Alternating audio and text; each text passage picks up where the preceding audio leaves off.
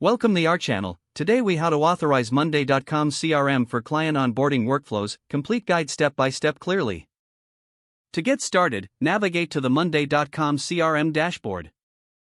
Log into your Monday.com account using your credentials. Once logged in, locate the Workspaces section on the left sidebar. Click on the Workspaces option to view your available workspaces. Select the workspace where you want to set up the client onboarding workflow. Within the selected workspace, click on the Boards option.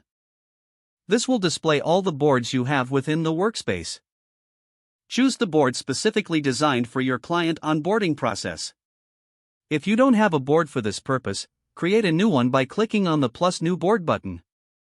Name your new board appropriately, such as Client Onboarding.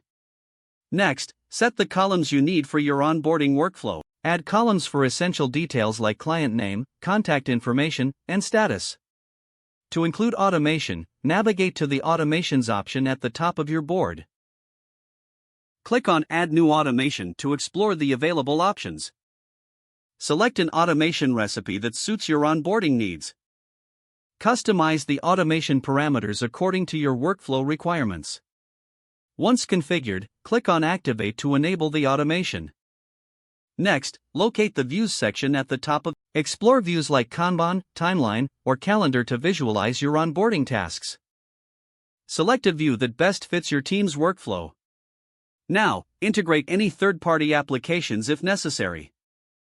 Go to the Integrations section to connect with popular tools like Slack, Zoom, or Google Calendar. Authorize the integration by following the on-screen prompts. Once authorized, set up the necessary triggers and actions for these integrations. With your board fully customized and integrated, invite team members to collaborate. Share the board with your coworkers by clicking on the Invite button. Finally, monitor your onboarding process through the dashboard. Adjust and optimize your workflow based on the feedback and progress of your team. If the page does not load, refresh the browser or try again in a private or incognito window.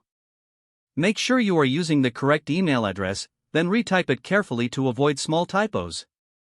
Don't forget to like this video and subscribe to our channel for more step-by-step tech guides.